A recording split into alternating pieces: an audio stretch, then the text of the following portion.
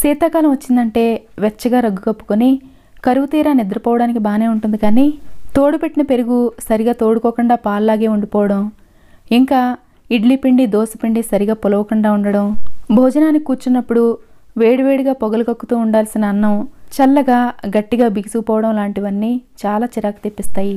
అయితే ఇలాంటి ప్రాబ్లమ్స్ అన్నిటికీ అందరూ ఎక్కువగా యూజ్ చేసేది హాట్ బాక్సులు. ఇలా ఒక్కొక్క పదార్థానికి ఒక్కొక్క హాట్ బాక్స్ పెట్టాలంటే బోలెడని హాట్ బాక్సులు కొనాల్సి రావడం మాత్రమే కాకుండా తోమడానికి కూడా చాలా ఇబ్బందిగా ఉంటుంది. అయితే ఇలా రకరకాల బాక్సులు కొనే పని లేకుండా ఇలా ఒక్క థర్మోకోల్ బాక్స్ కొనుక్కుంటే సరిపోతుంది. రౌండ్గా ఉండే ఈ థర్మోకోల్ బాక్స్ని నేను దాదాపుగా 5-6 ఏళ్ల నుండి వాడుతున్నాను. ఒకవేళ మీరు కొత్తగా కొనుక్కునేటట్లయితే స్క్వేర్గా ఉండేది కానీ రెక్టాంగిల్లో ఉండేది కానీ తీసుకోండి. ఇది దాదాపు 10 లీటర్ల కెపాసిటీ వరకు ఉండొచ్చు. ఇంకా ఎక్కువ కెపాసిటీ ఉండేదైనా కానీ మనకి ఎక్కువ ఫుడ్ ఐటమ్స్ పెట్టుకోవడానికి యూజ్ అవుతుంది. మనం అన్నం వండిన తర్వాత ఎలా అయితే హాట్ బాక్స్లో పెట్టుకుంటామో అలాగే వండిన వెంటనే వేరే గిన్నెలోకి ఏం తిరిగేసే అవసరం లేకుండా గిన్నెతో పాటే ఇందులో పెట్టేసుకుంటే చాలాసేపటి వరకు వేడిగా ఉంటుంది. ఇక్కడ నేను దాదాపు 3 గంటల తర్వాత చూపిస్తున్నాను. 3 గంటల తర్వాత కూడా ఆవిరి వస్తువు ఎంత వేడిగా ఉందో అబ్జర్వ్ చేశారు కదా. ఇందులో మనం వండిన వెంటనే అన్నం పెట్టినట్లయితే దాదాపు 5-6 గంటల పాటు గోరువెచ్చగా కంటే కూడా ఇంకొంచెం వేడిగానే ఉంటుంది. ఇంకా ఉదయం 6 గంటలకి మా పాపకి లంచ్ పెట్టడం కోసం అని చెప్పి ఈ అన్నాన్ని చేస్తే ఈ మిగిలిపోయిన అన్నాన్ని కూడా ఇందులోనే పెట్టాను. వండిన 6 గంటలకు కూడా ఇది కొంచెం గోరువెచ్చగానే ఉంది. ఇడ్లీ పిండి కానీ దోశ పిండి కానీ రుబ్బుకున్నప్పుడు రుబ్బిన వెంటనే రాత్రిపూటే ఇందులో పెట్టేస్తే ఉదయానికి సరిగ్గా పులిసి పర్ఫెక్ట్గా పొంగుతుంది.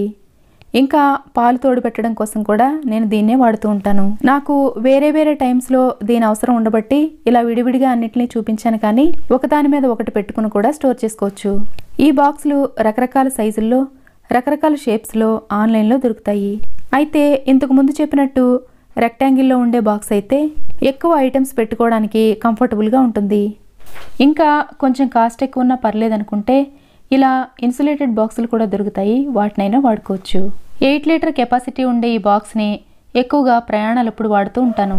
ఈ థర్మోకోల్ ఇంకా ఇన్సులేటెడ్ బాక్సుల్ని ఇంకా వేటి కోసం వాడుకోవచ్చు అంటే ఎప్పుడైనా ఊరెళ్ళినప్పుడు మంచి నాటుకోడి చికెన్, చేపలు ఇలాంటి మీట్ ఐటమ్స్ మాత్రమే కాకుండా జున్నుపాలు లాంటి వాటిని కూడా ఐస్తో పాటు ప్యాక్ చేసి తెచ్చుకోవచ్చు.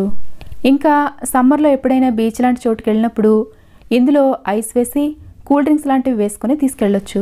నేను ఎన్ని రకాలుగా దీన్ని యూజ్ చేస్తానో ఇక్కడ చూపించాను. నాకు తెలియనివి ఏమైనా ఉంటే మీరు కామెంట్స్ రూపంలో షేర్ చేయండి. ఈ చిన్న టిప్స్ మీకు యూస్ఫుల్గా ఉంటాయేమోనని చెప్పి షేర్ చేస్తున్నాను. మీకు ఈ వీడియో నచ్చినట్లయితే లైక్ చేసి అవసరమైన వాళ్ళకు షేర్ చేయండి. Thank you.